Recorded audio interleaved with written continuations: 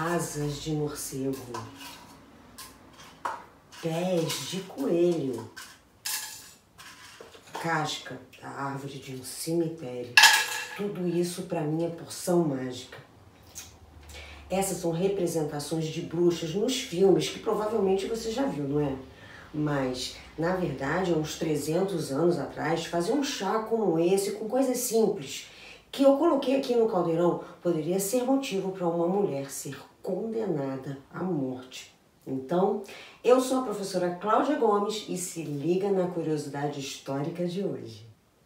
Era 22 de setembro de 1692 e o povo de Salem assistiu à chegada de 8 homens e mulheres presos numa carroça. Todos eles julgados e considerados culpados do mais hediondo e imperdoável dos pecados aos olhos daquela comunidade de presbiterianos. Eles foram condenados por bruxaria. O julgamento das bruxas de Salem ficaram conhecidos como um dos períodos mais obscuros da história norte-americana.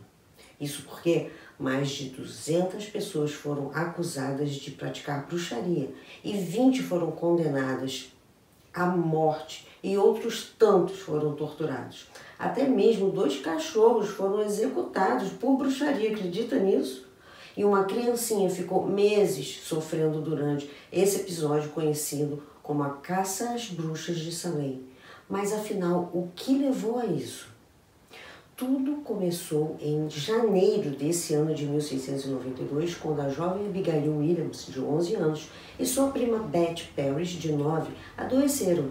O pai de Beth, o reverendo Samuel Parrish, procurou então um médico, cujo diagnóstico foi categórico. As meninas tinham sido enfeitiçadas pelo demônio. Nesse meio tempo, outras meninas também começaram a sentir os mesmos sintomas. Uma vizinha, Mary Sibley, querendo ajudar, pediu que a escravizada da família chamada Tituba preparasse um bolo de bruxa. Tituba fez o bolo de boa fé, mas quando a história foi descoberta pelo reverendo Parrish, ele ficou muito aborrecido. E as meninas, por sua vez, começaram também a dizer que tinha sido Tituba quem as enfeitiçou. As meninas continuaram a afirmar que ela era responsável pelo enfeitiçamento. E também disseram que 2 outras mulheres da comunidade eram cúmplices, a senhora Sarah Good e a senhora Sarah Osborne. Intimadas, as mulheres foram prestar esclarecimentos. Em seguida, foi a vez de Tituba, que resolveu confessar. Ela disse então que era culpada sim de causar o dano às meninas por meio da bruxaria, mas ela disse que não queria prejudicar as garotas e que só tinha feito o que fez porque as 2 Saras mandaram que ela fizesse. Enquanto Tituba contava essas coisas, as meninas começaram então a gritar e a sessão do julgamento virou um caos total. Mas não foi somente essa sessão que virou o caos. A cidade inteira virou um caos. A cidade entrou em histeria completa. Isso porque a cada dia as meninas acusavam outras pessoas da comunidade de bruxaria. E assim, cada um que era acusado acusava outras pessoas.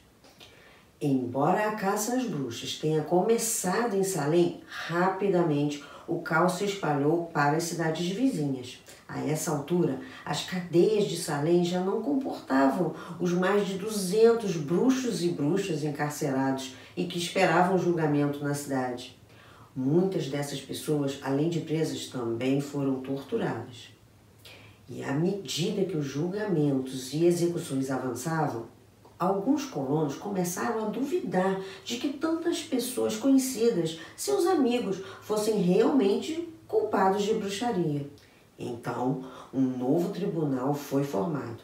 A evidência espectral, que era o tipo de acusação baseada no relato de que alguém tinha visto ou tido um sonho, foram excluídas do processo. Assim, os prisioneiros restantes foram liberados. Desse modo, a histeria sobre as bruxas de Salem finalmente chegou ao fim. Mas, afinal, o que os cientistas concluíram dessa história?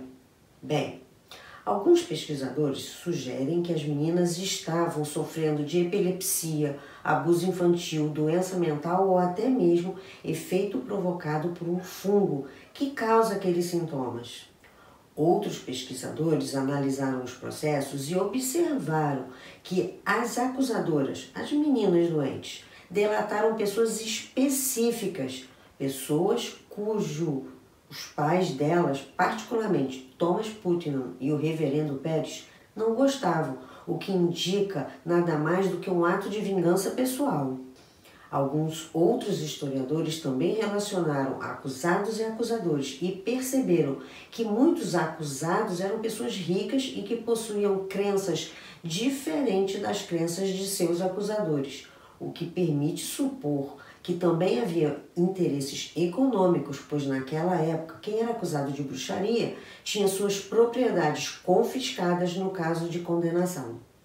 Ou seja, nós historiadores podemos especular, baseados nas evidências, que a caça às bruxas ocorreu por diversas razões, dentre elas vinganças pessoais por motivos econômicos e por medo de mulheres fortes daquela sociedade.